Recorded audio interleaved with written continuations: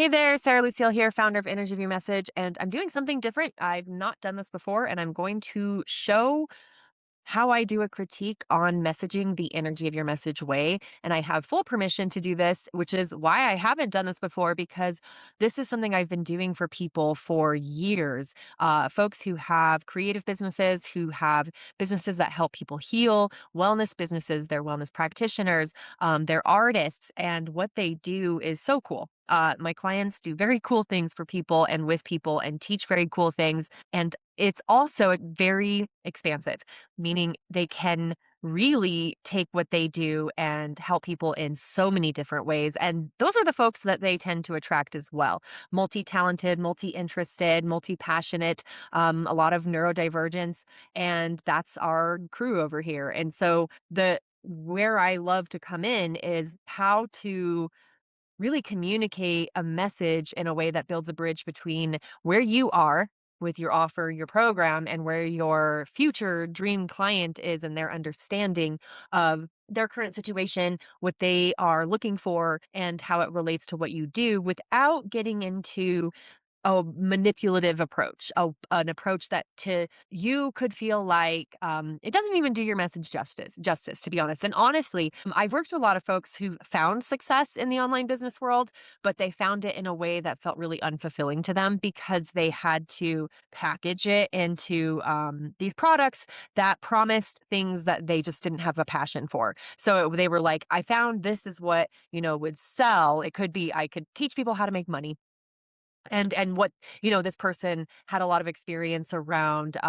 manifestation or addressing their trauma in their business or healing grief, and they could have been coached into like, well, you have to have a sellable product, a sellable niche. And the whole idea of it works until you can't stand it anymore is very important for someone when you're someone whose passion has to be aligned with what you're doing, or else you just kind of working another job for you. And it can feel temporary. That like a lot of the folks I work with don't like do jobs, don't do employers very well. And that's like they can for a time, but it's usually for a time because initially when you get into a space, for example, you might feel that like optimism. Okay, there's so many possibilities here. There are all the kinds of ways for me to do this job, to do it really well, but you're still operating under someone else's system, someone else's structure, someone else's KPIs and a lot of corporate language. And you're still,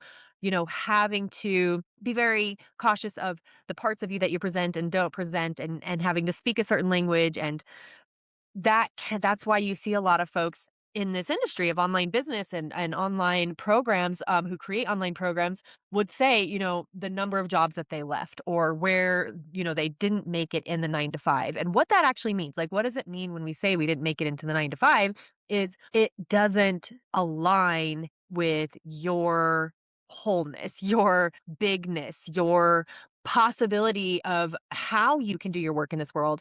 And so then, it makes sense to create something of your own, but then that thing needs to make money. And that can come with, again, getting into something that feels safe and doable and it's going to work for a time. And so you might feel very frustrated too that you get sick of the thing that you're doing. You're like, why can't I just stick with this thing? Or why can't I, why doesn't it work as well for me and it seems to work for other people? Or they seem to be okay with doing things a certain way and I just can't get myself to do it that way. And one could be because it rubs up against your own value system. It really contradicts how you want to communicate with people. You don't want to lie to them about deadlines. You don't want to make up false scarcity. You don't want to make promises that are not, something that you promise in the way that you help someone. If you're helping people heal in some way, let's say they're having a desire to have healthy relationship. They've had a lot of relationships that didn't feel very healthy and you want to help them with their healing. You're very good at that, right? Like you're really good at helping people recognize their patterns around relationships, the way that they relate to themselves, where they're going to have to focus their attention, their energy and attention in order to really release certain things that are getting in their way. That could be showing up as codependence, unhealthy codependence, could be showing up as attachment styles that are not serving their highest good and where they want to go. And you might have a way that you help them with that. Maybe you look at their chart in astrology. Maybe you're looking at their human design. Maybe you're doing intuitive readings. Like there are a lot of different possibilities there. But what you find really grating to have to do is to say, I'm going to help you find your soulmate in 5 months. In less than 6 months, you will find the person of your dreams because that's like an outcome people would potentially pay for, right? But for you, you're like, that's not the whole truth though, because that may not be the outcome that is the best for this person. So can you market it without doing that? So this is where I've come in over and over and over. And I love that I get to come in this way because my love is communication, but my love for communication came from a place of wanting to understand things, get to the truth of things, get clear on things, connect with people in a meaningful way. And I came not built for status, meaning I was just talking with my fiance about this, but like I don't naturally think about things that I learned later in life were considered important, like what school you went to, your income status, what you chose to do for a career, what like that some are better than others, what you're wearing, what brand it is, where you are in the corporate ladder, what your title is, all of those things. Those can be cool things to learn and to understand about your relationship to them, what they mean to you. But I didn't come like, having a big care about him. So, I don't know how to even say it other than that. Like, I just didn't care. I didn't care. And so, that actually served me in a lot of ways because it didn't occur to me to care that I would just enter into spaces without this, like, "Ooh, this person is this." Right? "Oh, I have to talk to this person differently because," it just that's not how I operated. It was more of a desire for understanding, communication, truth, and all of that.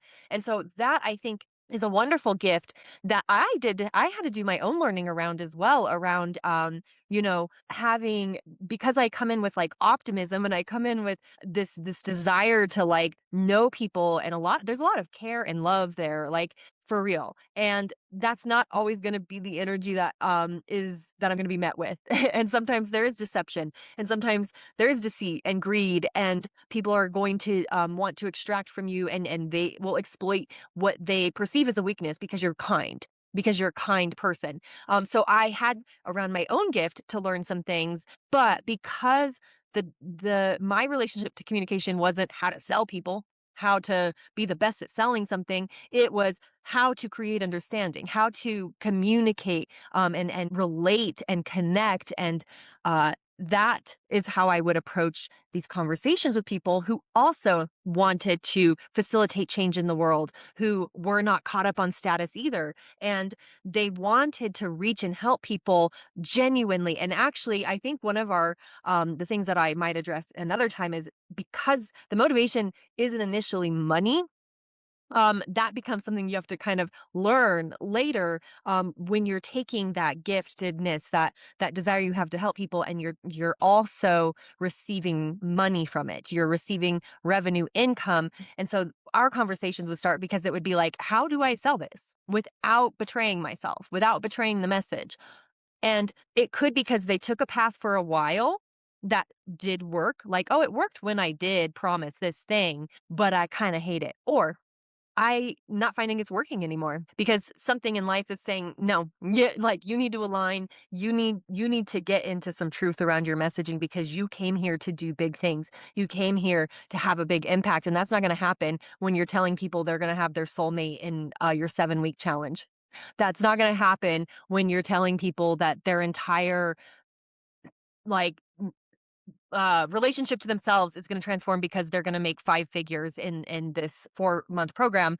That's not a bad thing. Like, you're going to make 5 figures, but if it is the only thing that you feel you're allowed to talk about because it's what people want, and you're hiding your energy, you're hiding the truth of your message, you're hiding so many things about the way that you work, you also find yourself attracting people who are like, I came here for the money. I came here for you to make me some money, to get me some money, because that's all I care about right now. I'm going to feel better when you're actually, helping them in a more transformational way in the true sense of the word. So that was a big beginning tangent to say that the way that I get to help people, which is so incredible, is where it is like, let's do some bold messaging that is not a betrayal, that is truthful, that is big, fun, creative, and it's also fun and creative because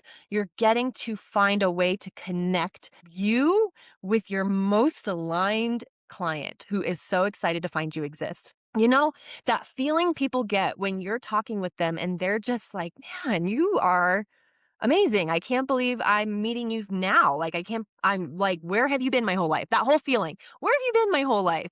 Not, "Oh man, I really hope this thing fixes me. I really hope I'm fixed after this program." You aren't having to worry about that. I call that, you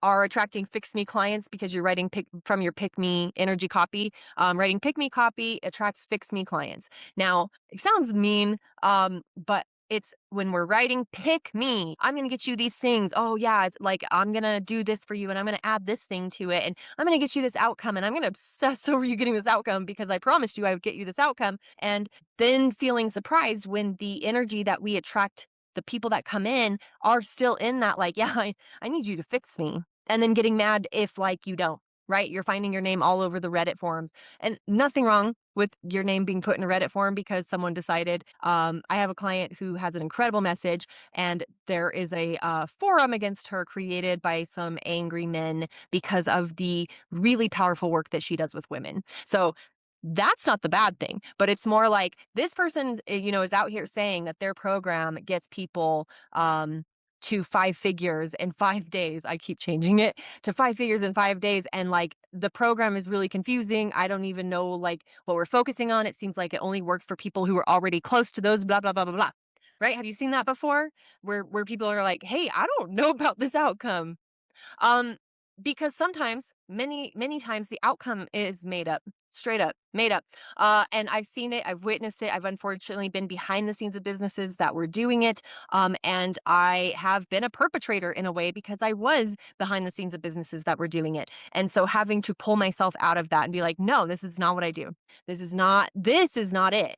Um, and so here we are. This was a long beginning tangent to say, I want to show what it can look like to approach your messaging and to do so with a lot of curiosity and asking questions and doing it before you send it off to a GPT. Please, like trying to actually connect with it and be in relationship to it. And if I'm doing copy with you, this is what I'm doing. So I'm going to share my screen.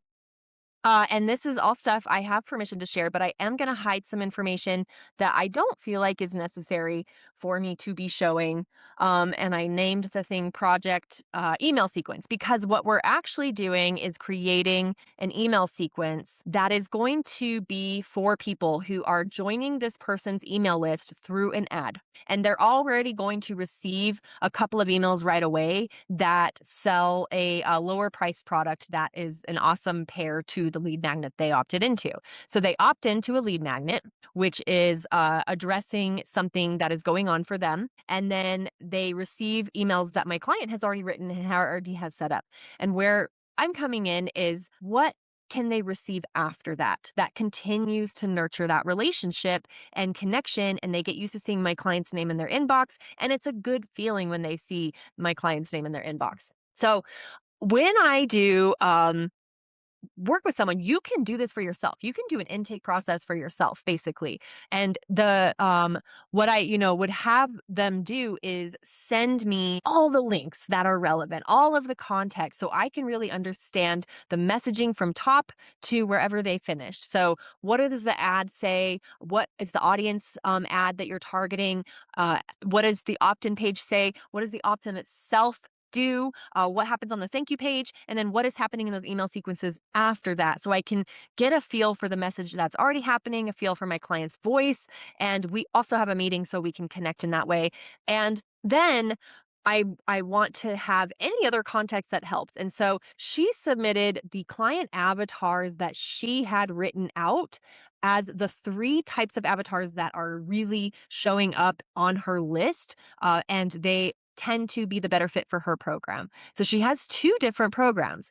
And this is the question that you might find yourself having is what if I have different offers and it feels like they're for different people? Do I need two different email lists? Do I how do I make up for that? And often what I'll actually find when someone comes with that problem is it's not actually two different people. It's the same energy, the same type of client, but they're experiencing their situation differently. And so the program that's most aligned with them is going to be based on that. And so it's more about really being clear on who's a really, really aligned person, no matter what kind of program you create for you to work with. And what is their relationship to their situation? How do they actually talk about it? How would they feel recognized when you're having a conversation and they're like, "Oh, that's really relatable. Yeah, that actually sounds like me. That actually sounds like me." That's what we want them feeling, right? Like, "Wow, okay, that sounds like me." And this is not an uncommon thing in marketing. This isn't like the energy of your message approach by itself. I like, though, to be a lot more curious about the avatar that we think we're talking to and be more curious further into who we're really wanting to talk to, and also do they actually feel like they're in this conversation with us, based on how we picked them, how we decided upon who they are. And there can be a lot of limitations to that. So this is often where a lot of really big message businesses, big message messengers, as I would say, you're here with a big message to share. So that's messenger energy. This is where a lot of the businesses can start to feel like they got detoured into a way of doing things that doesn't feel super aligned. It's when you're picking the niche, it's when you're picking the ideal client, and it starts to come in with all of these questions of like, who's going to want this and who's going to be the easiest to sell to, and is there a market for this, and is anyone else doing this, and like it can bring up stuff, your own scarcity, your own stuff around being liked, feeling safe, feeling secure, your own relationship to like pragmatism, what's practical versus what you really want to do. And this is where I would say to be just the most expansive in your thinking in relationship to what you're doing. Because why not? We're in the creative phase. Why are we making the creative phase smaller right away instead of bigger and then creating from that bigness? So, the example, like, let's say you want to write a song. Like, let's say you want to create something that is not about it being a product. Let's envision that. You want to create a song. It's a song on your heart. It's something that you've been feeling a need to express, a story, and you're wanting to find the best words for it, right? You can feel it, you can sense it, you can kind of describe it, but you haven't finished with the wording yet. What if you were like, well, I can only write the song that other people want? It has to make sense to other people. What people, though? We've already, in the creative phase, taken something that was looking for big energy and met it with what we think is being reasonable. We met it with smaller, I need it to work energy. See, like the difference a little bit? Because you're in the creative phase, you're wanting to express this song. What could be a big way to do it? Now, if you've ever created something, sometimes it's just to start free writing. It's starting or just start talking. Just pull out your recorder and just go. What is this song? Start talking about the song before you think about who's receiving the song on your heart, the song that came to you in a dream. And you're allowing what wants to come through before you worry about who is going to like it and not like it. And then you end up telling the story of something that is so incredibly deep, and you had no idea who was going to resonate with that. But it ends up being way more people than you thought. but you weren't thinking about them yet. You see what I mean? Because you allowed the creative process to be creative, you allowed for the art to have expression before limitation, then something true came through. Now, another way that people approach it is collaboration, right? We collaborate a lot with other artists. I did a collaborative poem a couple years ago that we performed, and that it was challenging, but it was incredible because we were able to pull ideas out of each other that we wouldn't probably have done on our own. And so we did so though without the limitation of, is the crowd going to like this? Is the crowd going to get it? Because at first we had to allow for the art to come through. So treat your this phase of your marketing as though you are the artist because you are. And so if we're looking at like, okay, I have a message to share, and you want to also envision the message's impact on someone specific, that can still be expansive. So, another example with this poem, let's say the poem that is coming through is about an experience with um, a childhood trauma that you know other people have been through that have previously felt like they could never talk about it, that it was hush hush, right? Because it meant saying something negative about your parent. And this was at a time where that was very taboo and you were supposed to be grateful. And it wasn't like an obvious big T trauma in the way that people are like, it has to be any one of these more obvious traumatic events for this to be something for you to be worthy to talk about. You want to talk about it, talk about something else, like, the experience of having to help raise your siblings because you grew up in a big family. And you love your family and you love your siblings, but you do know the parentification of you cost you your childhood in a way that you're reckoning with now as adult. And part of the reason you want to write this song is because you know it's going to help specific people who can identify with it. Do you see the difference though? You're not writing to, I hope these people like it. You're writing to, I know this is the message that is going to help set some people free, that is going to initiate them toward their own processing of this, that is going to be felt by them in a unique way that not everyone is going to get because not everyone had that parentified experience. But also, here's the thing, your song, yes, is specifically for the elder child who grew up in a big family, but you start finding that people who don't have that exact situation still identify with it because maybe they were the only girl in a family of all boys that prioritized masculinity. They were the only queer kid in their family, and it, like, because of how they felt about themselves, they felt like they had to go the extra mile to be accepted by their family, to be accepted by their parents. They couldn't fully be themselves, and your song wasn't specifically about that, but they felt the message related to them because of the way they felt forced to grow up quickly. See that? So what we didn't have to do was pick a very, very specific ideal client avatar that put our message in a tiny, tiny marketing box and then try to only write to that, even though you're like, but there's more to the message. I didn't get more of the message out. So in this phase where I am with this client, a lot of their message is out. What we're wanting to do is not limit the expression of it because the avatar is not super, or the avatar is limiting the things that can be talked about. It's right. So what we are in is in the phase of envisioning, okay, there's a message here that my client has, and it has a lot to do with creative capacity. The experience that people, artists, creatives, creative business owners or owners, people who are multi-talented, multi-passionate, have a variety of experiences and know what they bring to the table is pretty unique and rare in the way that they can create things, imagine things. And so maybe that resulted in them doing some kind of creative service for other people that makes that other person's business successful. Or they found a way to get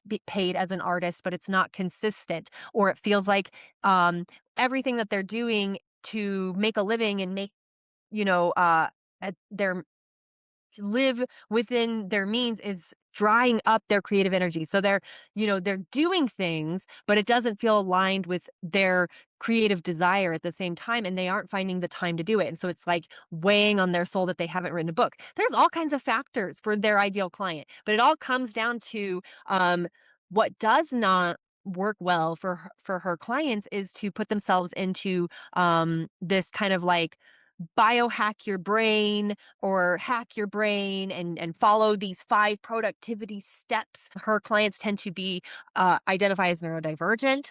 They have a lot of other things going on in their life. They're often caregivers, maybe of a parent or of their grandchildren or of their children, or their children are grown up, and that has actually added new expenses into their lives.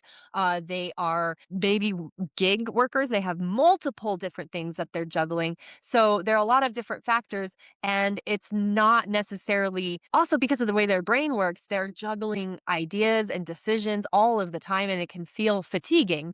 And so it's not just about like have this, timer that you put on and wake up at this hour. And, like that just hasn't resonated with them or hasn't worked well for them or has actually further increased shame around how they feel about the things that they're either feeling overworked and spun out around, how am I working so hard, but my like bank account isn't showing for it? How am I so good at what I do as a designer, as a photographer, as a videographer, as a writer, copywriter? How am I so good at it for people? And yet I'm not on LinkedIn getting to talk about the biggest revenue year I've had in business because I'm like, how the heck are they doing it all? Right? So you have someone who has the experience of having to provide all these services. So we know her message though isn't about you need to just follow my system. She teaches them to be very much aligned decision makers and to address their creative capacity. And that she has a message around creative capacity, right? The message itself can touch all of these different points.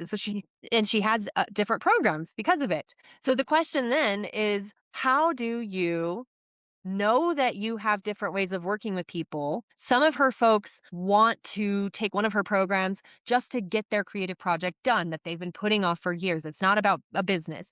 And her other program is for the creative business owner, and it is about business for them. It's about having a business that doesn't overwork them, a business that nourishes their creativity, where they feel like their capacity to do the things that they love is still there. It's not being drained out. They're not overworking weekends. So getting into the avatars, she submitted 3 avatars to me, and I went through some questions around it so that we could get into like, all right, but if we go back to, who's this poem transforming when they receive it? Not will they like it when they receive it? It is who is feeling transformed and seen by this poem that's coming through. Who is going to feel transformed and seen by the message that already exists? The message is there. You're being really intentional about how you communicate the message, though, so that you're being true to the transformation that you know is possible for someone when they come into contact with your message. Do you see the difference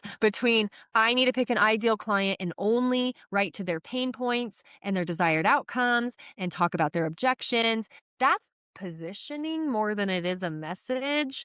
And it's not that you don't bring in those things, but it's more of like we want to not limit you to the point that again you're back to that same problem of it's not working or I don't want to work it anymore. Okay. So, her 3 avatars, if you're not on the video version of this, you can't see this, so I'm going to read them aloud.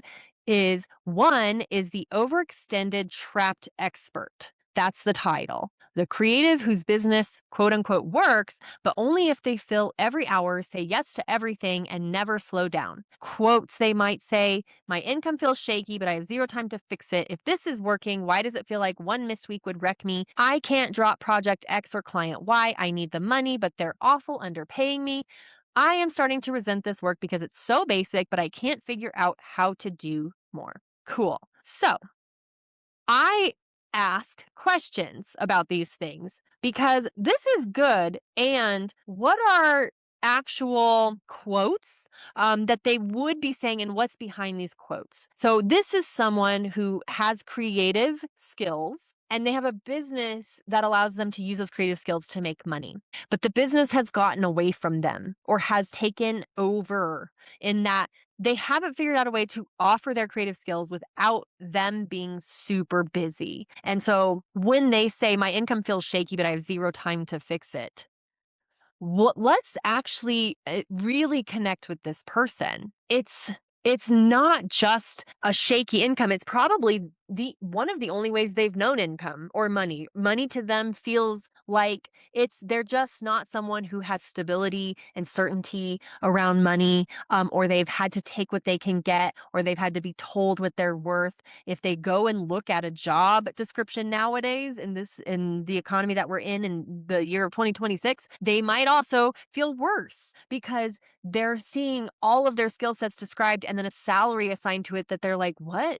That's not good either." Or they're seeing people talk about like making these really high salaries, doing creative work, but it also comes with the the fatigue of the corporate world. So that implants this relationship to money where it feels like, yeah, it would be nice to be someone who made a lot of money, but I don't actually see how. That's important because we're in conversation with them, right? They don't see how there's resistance to being told you can be a high paid, let's say we're like, you can be a high paid service provider if you follow my system or whatever. But there's still, you might attract people who are like, oh, this better work for me, or I'm really scared this is not going to work for me. But there's deeper stuff going on that if you want to really connect and build trust, if you can help someone feel seen around that,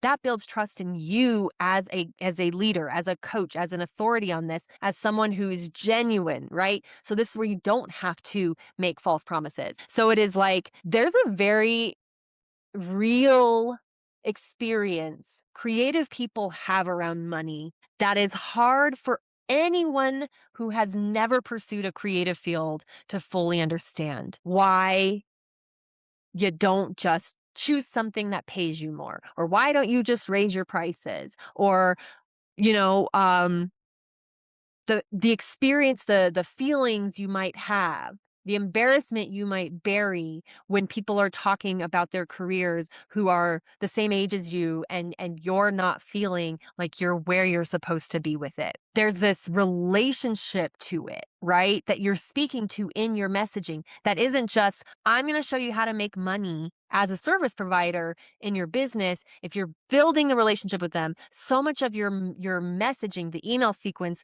can help them feel seen around my income feels shaky. So when we are thinking about who this person is, we're also looking at their relationship to these things. When they say, I have zero time to fix it, they may also feel aggravated by the productivity bros who are like, you just need to do this. You just need to wake up earlier. You just need to manage your time better. We're not just talking about time here. And this is what my client knows. We're talking about capacity. That's what she's addressing. Because there might be times in your day where you're like, well, crap, I scrolled on my phone for an hour. But that's more a signal around capacity than it is that you are not someone who uses your time well. But you might have internalized, I don't use the time when I have it. But we're looking at why, right? So you get to connect with them on it, where it's like you might beat yourself up because there was an hour in your day where you felt like I could have been writing my book. I could have been doing some research. I could have been using that time differently, but instead I was on my phone. Instead I went and took a nap. Instead, I watched TV. Instead, I didn't do anything. I don't even know what I did. I thought I was doing things, but I was just clicking around on tabs on my computer and starting things that didn't even make sense and not fully committing to one project because I was afraid to give my too much attention to it. Because what if it wasn't the thing I needed to be focusing on? And then before you know it, it's like, what did I do with my day where I thought I was going to get all this stuff done? And then it's like, what is this business even? Is this business all like gonna just be all of my time all the time? So when we say zero time to fix it, though, we want to address their relationship to the zero time and how they talk to themselves about it, how they relate to time, how they relate to productivity. You know, you're someone who's creative. And what people don't talk about enough is that creatives need spaciousness, unstructured time. You going and putting your feet in the river is probably one of the best things you could do for yourself on a day where you're feeling indecisive. But there's gonna be a voice in your head that's like, you could be using this time to balance your budget. You could be using this time to try and get new clients. You could be using this time to finish that client project. You could be using this time to write some marketing. You could be using this time to make a video, right? But what ended up happening there is you went into indecision mode, you went into options mode, and what we wanna do is actually align you with being in a higher capacity, and that comes from not push and force and following the old model of getting down on yourself, but being someone who can stick their feet in the river for 10 minutes because you know exactly what that's doing to feed your capacity, to help you, to nourish you, to reset you. You don't feel 1 ounce of guilt of it when you do have that integrated. But that's not going to happen in a lot of coaching spaces. It happens over here. Right. So that could be a way to really relate to time, but also to give them a shift where they're like, "Oh, I like how this person talks about this." So then there is a lot of relationship to time stuff here. If this is working, why does it feel like one missed week would wreck me? That's also their relationship because my client used the word shaky up here.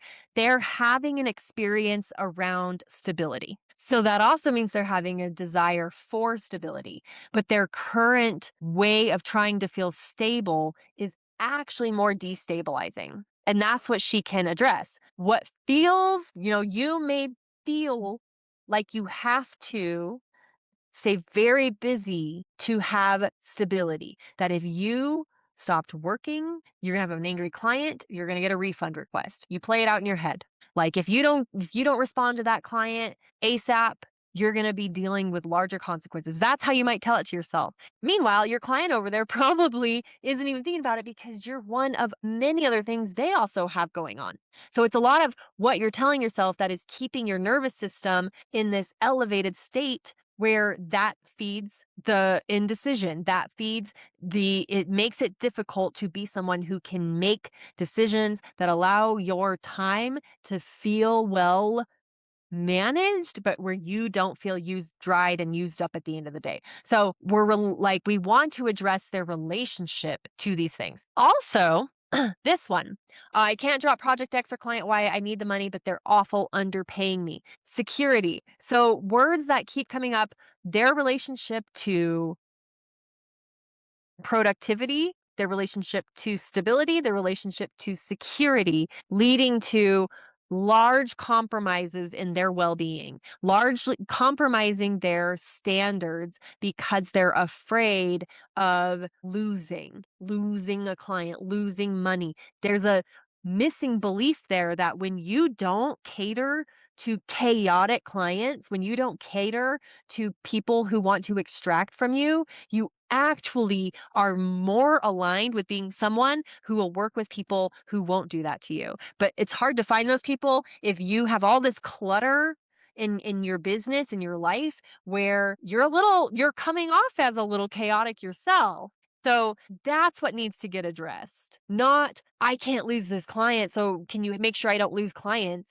I'm going to help you actually align, have like to increase, to shift in your own leadership skills of being a leader in your own business, a CEO in your own business, so that you can have better boundary conversations with really like amazing clients who do pay well and who actually want your boundaries intact. They want to know you're a decision maker. They want to know that they can trust you with their project. Not they're not going to micromanage you. They don't want to. So you want those kinds of clients? That's what you have to be presenting, and that means also not making room for the chaos, the chaotic clients, right? So that could be a way to talk about it. Um this was one client avatar. So the perception here is that we have three different people, like the creative with a parallel career. So they're someone who is very creative. Maybe they like to be in plays. Maybe they want to write a book. Maybe they want to write a screenplay. They want to, they're a musician. But so the way that they currently make their money is just in various ways. They take teaching jobs, they substitute, they're maybe so like an adjunct professor. They do gig work. They may take on, working at a festival that's coming into town, a barista job for a little bit here and there, whatever it might be. But that seems like, that's going to allow them to have some income where they feel like they can focus on their art. And then that doesn't happen. So the quotes that she has for them. Why does the work I care about always get what's left of me? I don't know how to make the creative work carry more weight without blowing up my life. I'm a master at what I do. Why am I still living on peanuts? Why hasn't this turned a corner into a stable career by now? I'm exhausted from supporting the work instead of being supported by it. Okay, so the are they two different people? I don't think so. They don't have to be two different people. The through line here, so remember the poem that's for the elder child of a large family can also resonate with the child who identifies with being parentified, and they may not be the oldest. They could be, I was the only girl, right? We kind of have that going on where it is the creative person who is trying to make it work in this economy, make it work in this world, under working in working environments, ways of making money that feel like it's really impossible to finally get to that spaciousness point where the creative projects are more of their focus, where they have the joy in them, they have the delight in them, they feel optimistic about them. But it's like they're in this waiting zone all the time of like until things feel stable, until things feel more consistent. There is a consistent theme of relationship to stability and consistency. The creative free spirit, this is very relatable, but this is something I would say I see very often is being free spirited comes with the desire for stability, where you want to be able to go and do your thing, go on your adventure, go travel, go learn your thing, and know you're being held by stability, that you're not coming back to what do I do? Am I okay? And so that's why messages of like, work from anywhere. I was able to make 30K while I was sitting on a beach in this country. Like, it's very appealing because it's like, if I could do the things that I love and know that I just, made 2K overnight. I just made my first 20K month, 30K month. But I didn't have to be glued to a desk. I didn't have to be in meeting after meeting. Passive income. That's why those things are appealing, right? Because the desire, though, is I'm going to have space to learn the things I want to learn, study what I want to study, talk about what I want to talk about, read books, write, dance. You see what I mean? So it's like that's a common desire, but what we're speaking to as well is why they're in the situation, why they think they're in the situation they're in. Um They may even have a resentment to those messages of make money in your sleep because 'cause they're like, "I've never figured out how to do that as a service provider." In fact, I am usually who is helping other businesses do that. They're hiring me to come in and I am not finding how I'm supposed to be in that place, where this has a reality where I'm not busy all the time. The other avatar she has is the burned out high responsibility creative, a former or exiting institutional leader who overfunctioned for years and now wants to launch is doing independent creative work without recreating the same pressure. Quotes, I left so I wouldn't feel like this. Why does it feel the same? I'm working my ass off and there's still no real financial stability. What happens if client X disappears? I want to live differently, but I don't know how to slow down without everything falling apart. This isn't sustainable, but at least I escaped the institution that was grinding me to pulp. So, and this again does not have to be three different people, but it can, but the message can actually, there's still this desire, there's still a desire for stability, right? They want a stable income, but they don't want to do so in a way that is sucking them dry anymore. But it's hard to get out of that. How do you get out of it? Well, you have so much internalization around who you are when you're productive versus who you are when you're not productive. You might not be realizing the ways in which you make yourself do things because you are very uncomfortable with the not doing time. When that is the time that you're praying for, that is the time that you are asking for, that is the time you're trying to manifest into your life. But then it comes, and then you're like, I'm not doing anything. I need to do something. So we're addressing something much deeper than how to be more productive. And they get to witness my client in how she talks about this and how she teaches about it. That's the delivery of the message in the email sequence itself. So the other step that I took, and I'm so grateful to her for this, she collected incredible information from clients and also people who've opted in to her different things. She has a conference, and she took a survey on thank you pages. She took a survey of people who were in her workshop. So I want to pause for just a second so I can switch screens without showing her more private stuff. Okay, so she had all these surveys and then she put them in an Airtable and shared that with me. Beautiful. So if you can start collecting information, and you can even go back and collect information. If you have a program, a one-on-one service, even if you're just doing one-off calls with people, try to find out why they booked, what brought them to you, their main motivation before you even work together, because that's the level of awareness they have in the beginning. So the doing this with your lead magnet. So if you have a lead magnet, they're really at the beginning. Thank you page. Ask them what brought you here. Great information.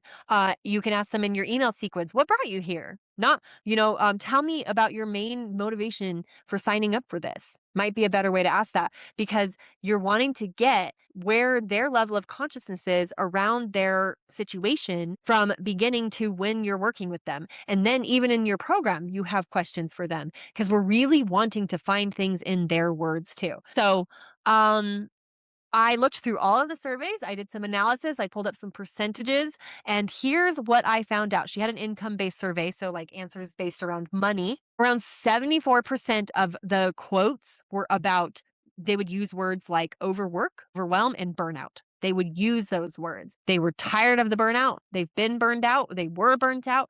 So a lot of them were talking about being teachers, burning out, caregivers, having a day job and a side hustle, overworking, weekends. That came up a lot. Working on the weekends, too short on time. Um, Around 71% of them address not enough income. So there's overlap, right? It's the Venn diagram. The people who are saying, I'm overworking, I'm not making enough money for how much I'm overworking. So they're under financial strain. A lot of them have had something change in their life where their income drastically changed, need more income, making zero income, royalties are really low. So they're not seeing a lot of financial gain from the pursuit of what they're pursuing, or they're not receiving enough financial gain from the day job, the current career, the service provider job or business that they have to feel safe enough to slow down, to focus on the other things that they love. About 58% of them talk about underpricing, fearing of charging people, not knowing there's a mismatch in the value. Pricing came up more than I thought it was going to. So I was like, ooh, she has an opportunity around pricing to do a workshop around pricing, because a lot of people talked about that. And that could even apply to someone pre-business. A lot of the folks, even the folks who are transitioning out of institutions and her client avatars and people who are doing gigs, would be really excited to imagine I could have one business that makes me good money. But they're also not sure how to do the business side. And so if she wanted to move them into her one-on-one coaching program around that, this would be a great topic. Is one of the issues is going to come when it's time for you to start talking to people about money and how much you charge, and not getting real indecisive there. So that's where your own decision making system is going to be critical, that it's coming from a place of a really clear business decision, and you're not getting caught up in, is this too much? Is anyone going to pay this? All of those different things. So she could do something around pricing. 55% of them indicate their current job is crowding out their creative work. So yeah, a lot of stuff where it's just like, the things that I'm doing now don't allow me to do the thing that I want to do, and they don't see their way out of it yet, but they want their way out of it. 52% mention wanting to fulfill their dream of doing something creative they love or are happy they did. So that is important to them. they get the book done. 47% had a major life transition. This is significant because this is where we're relating to the human. It's not just saying, you need to learn how to manage your time. We are acknowledging people who have been through divorce, who have lost a loved one, who've been laid off, who became caregivers, who their family grew, their spouse was laid off, lots of different things, where it's like so many situations happened that fell out of your control. That's a way to relate, right? There are things that happen in life that fell out of your control where you may be trying to be busy to feel in control. So knowing that major life transitions were a big factor for almost half the people. 44% are at the early stages and getting started. So there were about 44% who were considering themselves starting the business. And 41% do identify with it being harder to make decisions. 29% are aware their business model isn't working. So the percentages are dropping. Their awareness level is higher because what I talk about a lot is where is everyone's consciousness level when they're coming in? That's how we connect. Their awareness is higher when it comes to I'm busy, I'm overworking, I'm overwhelmed, I'm burned out. I don't know how to do this and make more money. I'm barely making money and I'm already so busy. So how in the heck am I supposed to take on more work? I'm really uncomfortable talking about money though. I'm really uncomfortable talking about pricing and I'm really bummed out that I just don't do fun stuff anymore. I'm supposed to be this artist and I don't even, go to poetry slams anymore. I used to go to those or I can't tell you the last time I wrote a story, and I tell people I'm a writer, but I feel like a fraud when I say that because really what I'm doing is spending my weekends putting together this project that I said I would do for a client and they already paid me 3 months ago and I'm still trying to do it. So I'm working on something that I had income for 3 months ago, but I don't have any income for now. And I'm not sure how to get out of that cycle. And all I can think about is meeting the client's deadlines and not having people get mad at me. And then also needing another client, but like, how do I take on more clients? That's, that's the like, whoo, okay. That's the stuff that's going on, right? So their awareness starts to go down when it's like business model is the problem. They're not talking as much about struggling with clients consistently. So it like they do have a larger relationship to the overwork, overwhelm, burnout. That's where they're more focused. I'm overworked, I'm overwhelmed, I'm burned out. And it's not being matched with the money. Like I can't believe I'm so burnt out and I'm not rich. Could I at least be rich? Sometimes some of them would even be like, if I was at least making good money. So that could be the stuff that they're, we're really here in the message communication of the message. How we communicate the message is more up here in the email sequence. And we move into higher awareness of the other things. There are, she had a thank you page response. 75% of the people on there, because this was an opt-in that was for her creative, that led to her program where you get your thing done that you've been putting off. So these are people that 75% of them know they need more focus to complete a creative project. And 68% of them think that they struggle the most with follow through, or 63% they identify as being chronic non completers. I don't complete things. I deprioritize my creative work. A lot of them, almost half of the folks had some kind of disruptive event in their life. So life transition disruptions feel significant. People talked about having a baby, their parents passed away, health issues, head injury, lots of different things. Their body changed, their energy changed. So what could be done before by them feels nearly impossible now. So that's all very relevant. So the lower percentages are, saying I need more accountability. I need more, I feel like I'm running out of time. That did come about 40% of the time. Running out of time, like I'm retiring, I'm getting older, I'm getting to the point where I'm starting to think maybe it is about to be too late. When we say it's never too late, but they're starting to think, but did I wait too long? Like that's getting on their mind. That's a natural sense of urgency that people are going to feel. We don't want to feed it with like, it's almost too late if you don't do this, because that we don't believe that, right? That's not the belief system, but it is if you're feeling like things are too late, that's more of like you're feeling the desire to do this. That's what's really happening. It means it is important to you, but let's make it important to you by getting it done. And there's a way to get it done that isn't going to require that you don't also have a life. We're going to reprioritize in a way that matches your brain, your neurodivergence, your creative mind, your creative energy. Because I teach you how to work with your creative capacity, not against it, not to force it, because creativity doesn't do well under force. Some of her other responses from a similar audience that wants to get a project done: 85 to 90% identify as chronic non-completers. So that's starting to feel significant. I'm not someone who finishes things has become an identity that we can speak to. I have too many things. So this is their decision making thing. They identify as neurodivergent. That's about half the people. A little under half have also referenced burnout, illness, limited energy.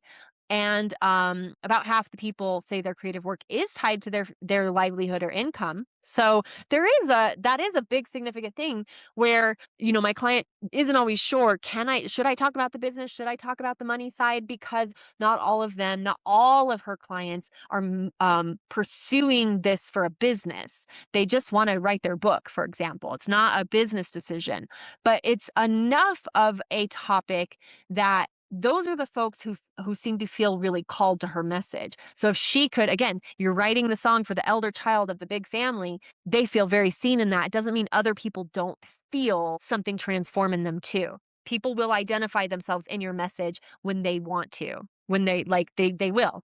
They will. We love to see ourselves in other people's stories. We love to feel seen. Okay. So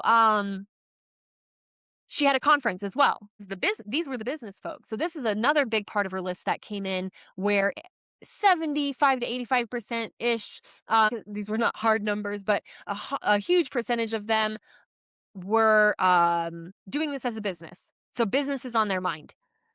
And a lot of them were in a transition or pivot. So a lot of people were talking about, again, being laid off. So they need to make their business their main revenue, whereas before it was a side hustle, where they're quitting a job, they want to do this full time, or they pivoted what they're doing, or they're in retirement from something.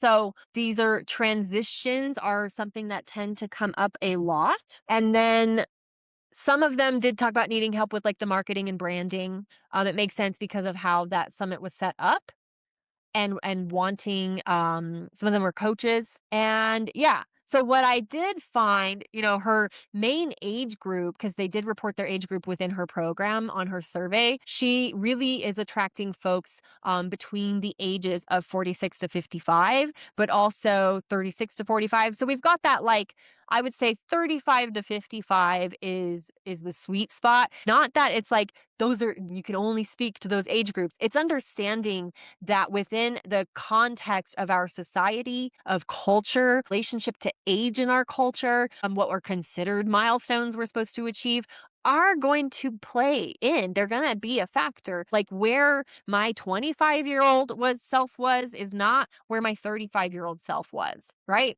So, um the way they really, there were not a lot of folks over 75, and there were not a lot of folks under 25. A very small percentage, 66 to 75. So really that sweet spot is in the 30s, mid 30s, I would say. Mid 30s to 60 would be stretching it even further because she has about 20% in the 56 to 65-year-old range. So looking at what our relationship to those age ranges can be when it comes to our relationship to career, when it comes to our relationship to money, getting things done, our peers, what they're doing, what we thought we were supposed to be doing at these ages. You have some folks too who are, they may have had kids young. And so now they're looking at becoming grandparents at an age they're like, I didn't think I'd be a grandparent at this age. Or they're having kids again. So they're going to have kids again at a different age. And so there's going to be a huge age gap. So they're looking at starting over with parenting a baby and a toddler again. And so then all that stuff comes up of like,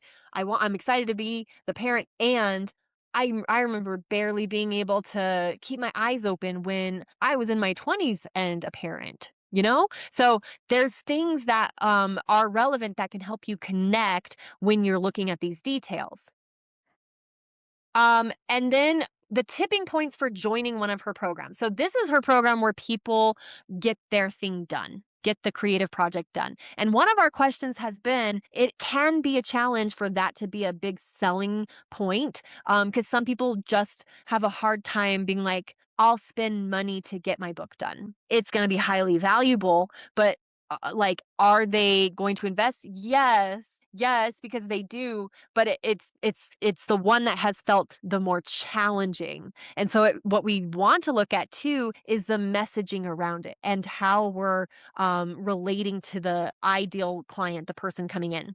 So, why a lot of people joined the program? This is interesting because like a lot lower percentage in the initial survey said that life, like things feeling like it's almost too late were their reason. That was more like 10 to 20% were saying like it's, I don't want to put things off. All right, it feels like it's getting to be too late if I don't do this soon. But that was one of the tipping points for joining. So that's so interesting because it seemed like a smaller percentage of people were saying that. But some people, the higher percentage of quotes were things like, I feel at 64 years of age, I'm running out of time. The inevitability of death. These are actual quotes. Realizing that age 80 has become my target for finally having the time to do my own work. I really, really want to make my projects. I don't want to see another 5 years pass.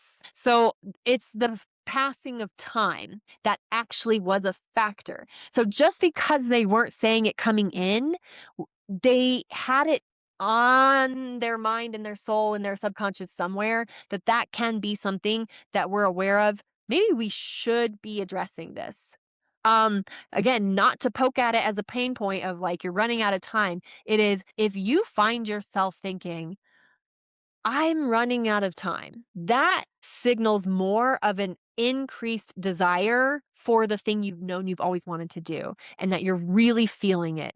You're feeling it more strongly than ever. And it can come out feeling kind of cruel the way you talk to yourself about it. Like, I'm running out of time. It's almost too late. Did I waste anything? You didn't waste anything. That's a signal that you feel ready to do it. That it's a great time to do it. And it can also be a time to look at why it didn't happen before, but not from a place of being hard on yourself and judging yourself. You're being given another opportunity to do it differently this time, to see it through this time. And you just so happen to have come across me and my resources on creative capacity for folks just like you. I don't think that is a coincidence. So if you keep feeling like, gosh, it's time and you find yourself here in my newsletter, that can be a great signal that this is a great time to get going. And I do have a program for it. Right. So it's like there is a way to own it, to be bold about it, to be clear. Like, you're here, you're thinking about this is how you're thinking about it, and you're here. Maybe that's not a coincidence. Um, Now, I wouldn't write it like that for my client because that's not the wording that she would use, right? But that is a way to address it without being cruel, without poking at the pain point of like, what if you wake up in 5 years and you still didn't do this, and how are you going to feel about yourself, right? Because I'm not gonna feed in to the BS we have around age and the BS we have around it's too late and being left behind, but I am going to signal to like, you clearly do want it though. And here's an opportunity to do it. Do you want to do it now? Would you love to do it now? Would it feel great to have done it now? Um, so that was a big factor for people joining. The other was health or life changes. So that seemed to be a big one. Life transition became a big decision maker for the people who pulled out a credit card and bought. That even if that wasn't the biggest thing that was quoted, that was something that was quoted a lot by the people who ended up actually purchasing. Someone said that health crisis required 4 surgeries in 2 years. So that has shifted their energy, the ability to push through things. Someone else, I spent most of the last 18 months dealing with cancer. It's time to get back to business. A new health issue has scrambled my work routines, plans for the future. Life transitions may have thrown things off kilter for them, and they need a system to return, a system to come back to.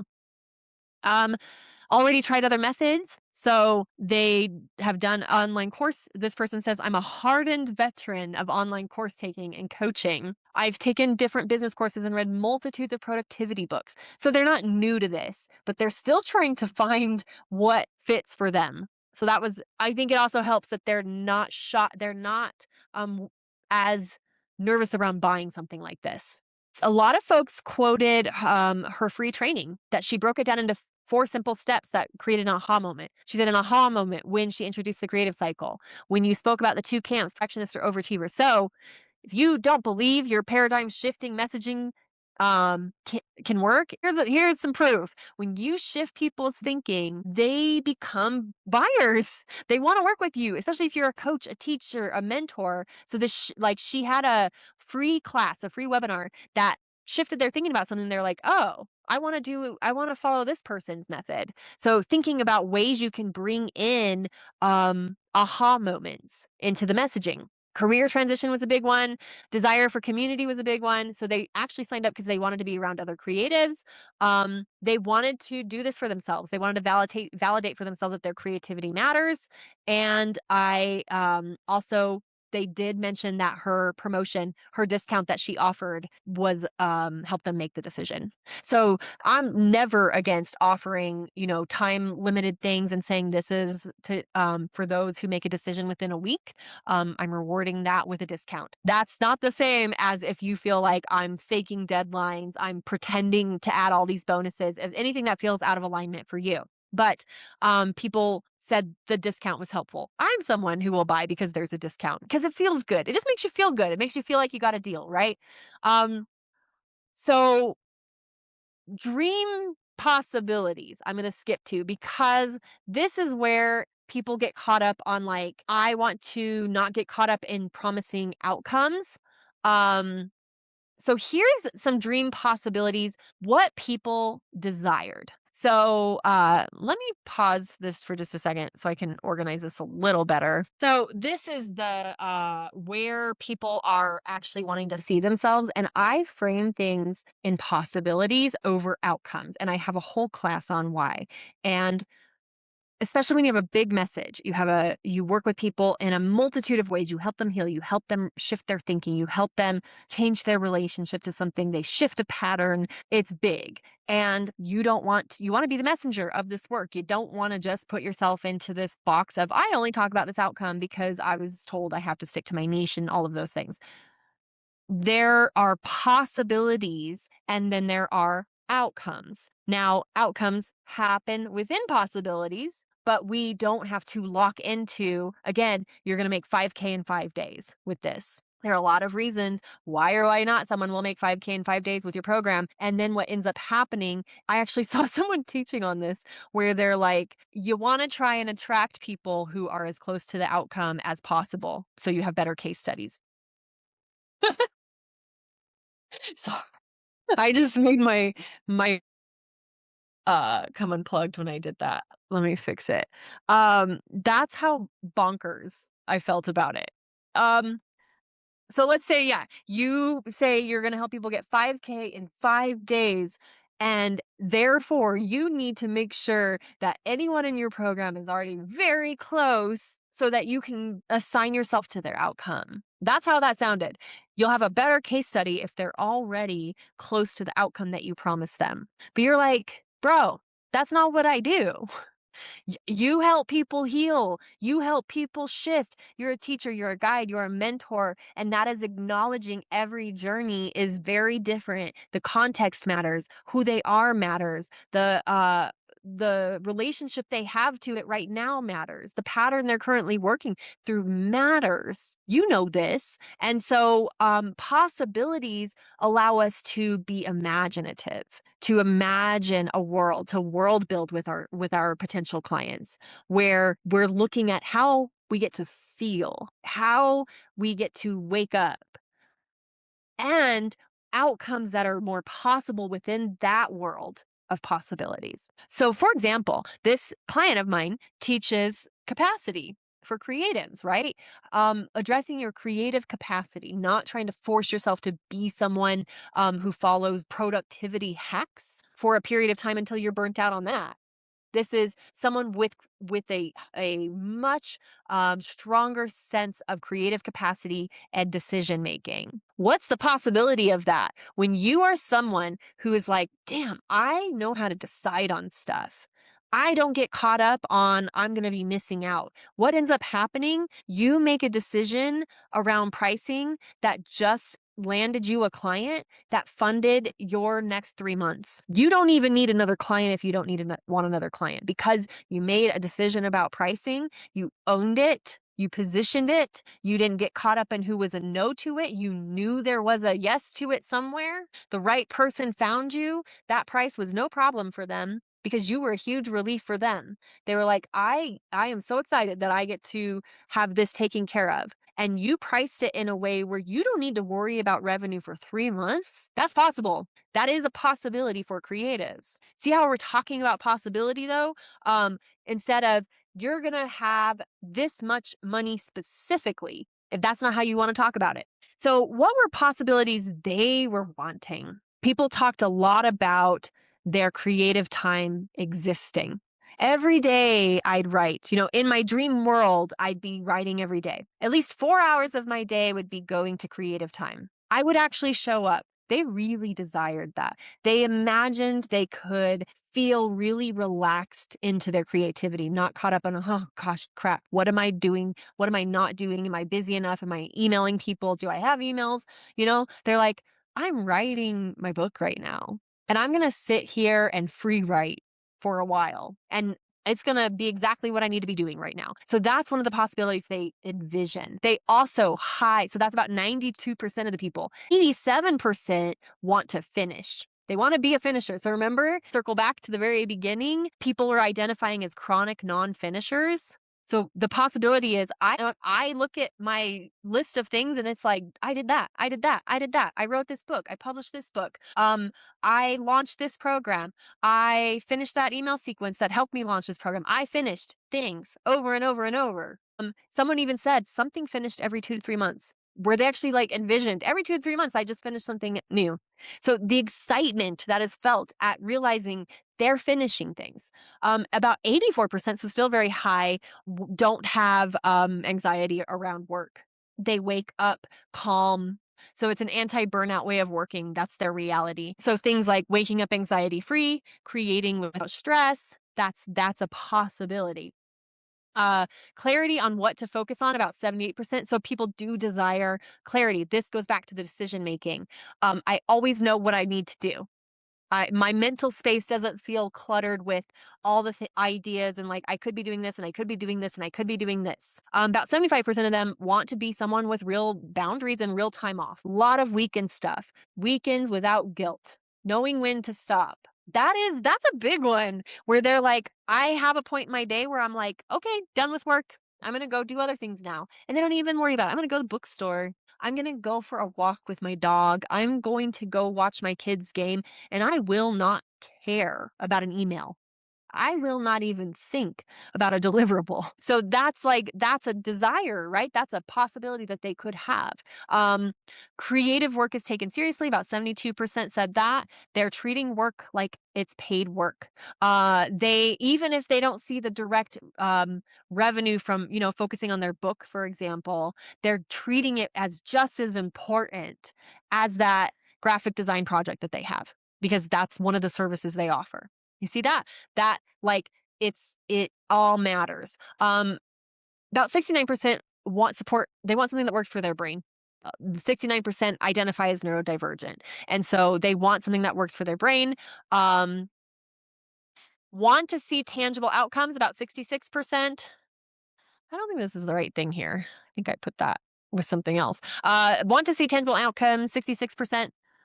Meaning they want to actually see the thing that's going to feel good to them. So that kind of fits with they're someone who finishes things. And then 63% it works within their life, family, health situation, caregiving, things like that. And then very low percentage is actually trying to build an audience, is hoping to build an audience. So that's the main really dreamy world of the paying people. The people who paid to come in were saying, I want to have a reality where I don't wake up feeling anxious. I have a very clear way of doing my day. And a big part of my day is doing something creative that I love. Even if it's tied to money, and even if it's not, doesn't matter. I did it. I am someone who lives a creative life, and I am paid well enough. I'm paid well and live a creative life. Both are true. I make good money and live a creative life. And the creative life is not overworked, not working weekends, not constantly busy, not constantly on, being able to sleep. I don't know why I'm going down my arm if you're seeing this on video. So the notes I have are on her highest viable client for right now. So she has a message, and the message can transform the thinking of so many different creatives. The person who is a great potential buyer right now of the programs that exist, um, are in a creative business of some sort. They're coaching, consulting, writing, teaching, selling something, even if it's not consistent, but they have like their creativity is in a way that they want to receive their money. So even if they don't have a creative business, there is a desire there of like, well, if I could make money, more money doing creative things, then yeah, I'd be happy. Okay? So, um they are needing to become someone who finishes things. That was a big one.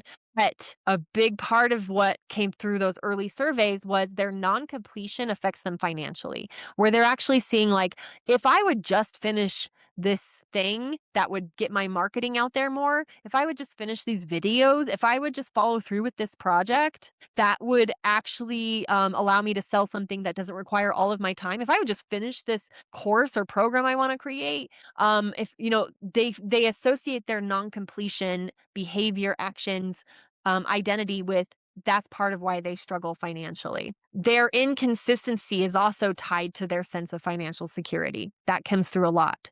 So there is a relationship to money and doing things. The things they do are affecting how much money they do and do not make.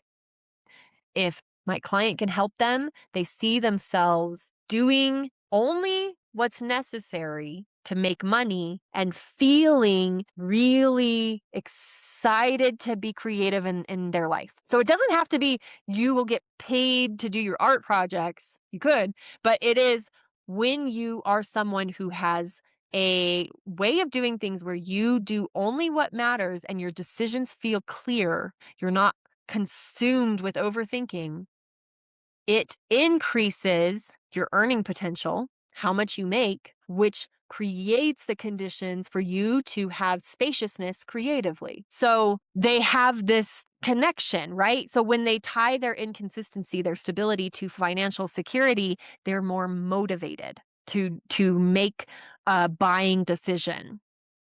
Um, there are many things that felt out of their control that got them to this point, and they want to believe they can do this the self-employed route or without becoming an overworked employee. They want to believe they can do this without being burnt out. They want to do this without believing they have to have their time completely owned by another company because they are working a job, or that their time is completely owned by their business when they want to be there for family or because they want to support their health or support their creative time. So there are factors, external factors that have felt like out of their control that can be acknowledged in the messaging.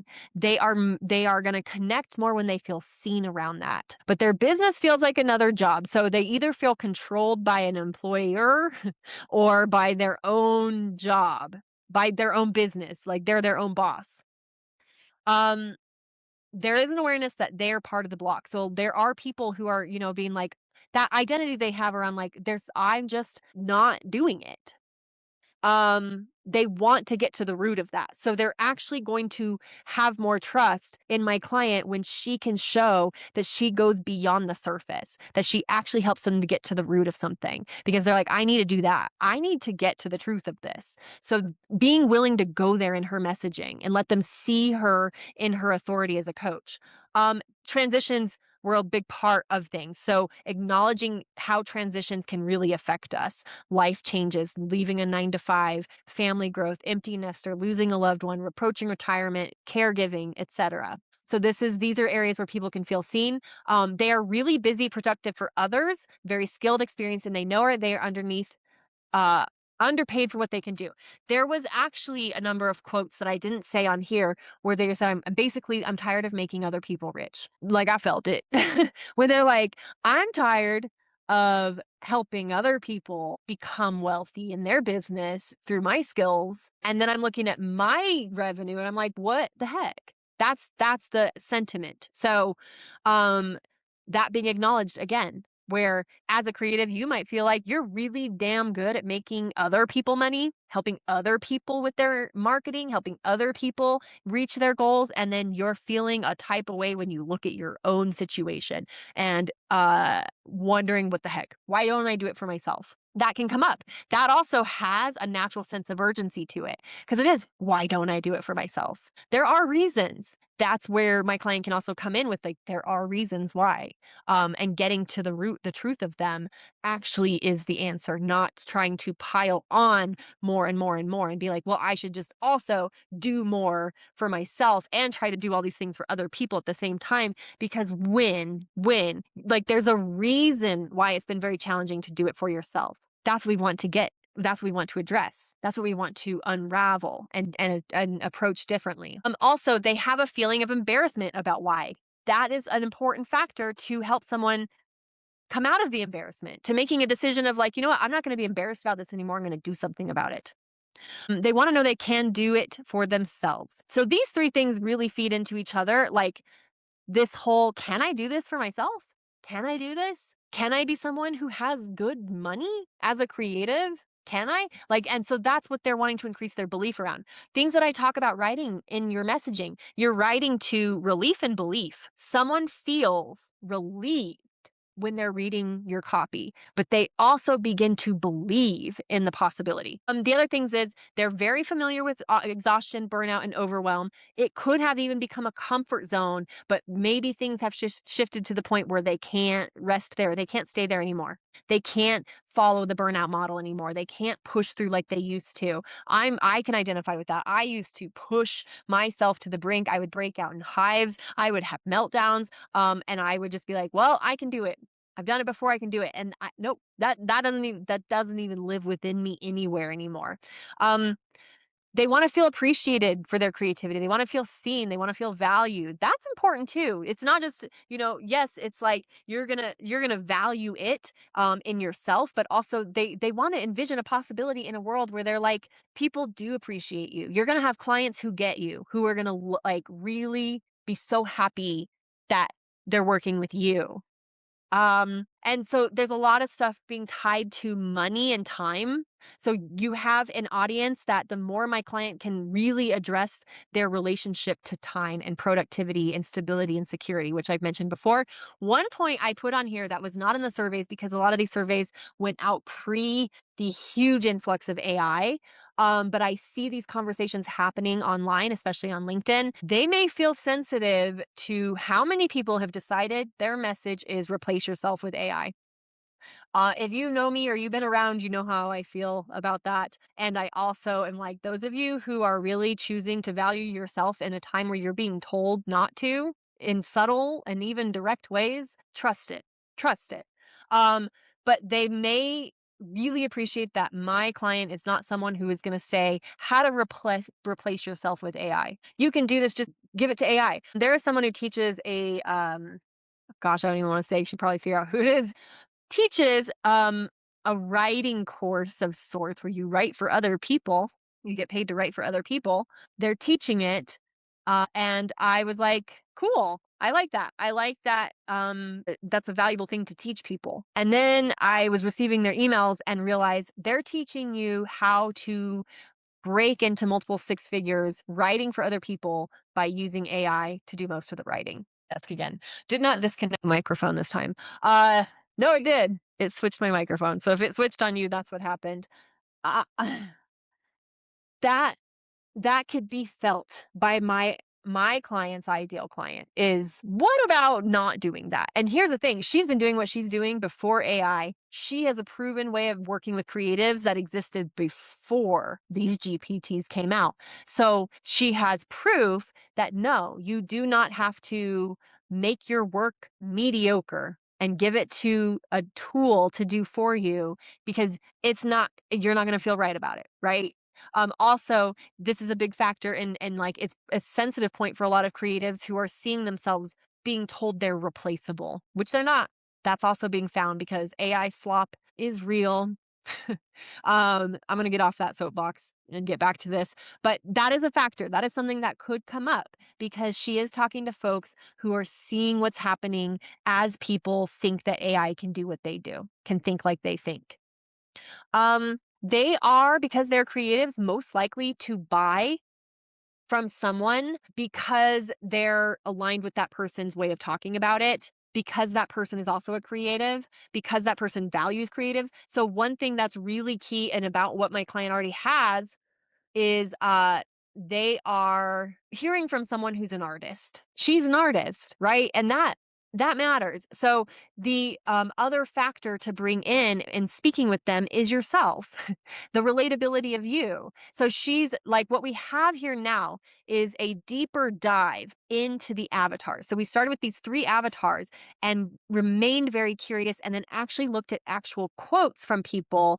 And still, even with the quotes people say, so this is something you learn when you're in communication with someone, is there's what they're saying to you, and then there's what is beneath what they're saying, not the read between the lines. That's not what I'm saying here. It's how they're feeling about the thing that they're talking about. And learning to really go deeper with people in a way where they feel really seen and like they matter. So, part of what you're doing in your messaging is you're recognizing this is a person we're talking to, and many people who are going to identify with what this person experiences. So, if we put this into one ideal client avatar, many people will identify with the experience. When we get more and more honest about it, there's power in that. We see that in art all the time. When people start telling their stories, there's a reason that it goes viral. There's a reason that people really, really love it, because they're like, they're saying the things that have been inside of me that I didn't even know until they put it into words. That is a lot of what we're doing, is we're helping bring out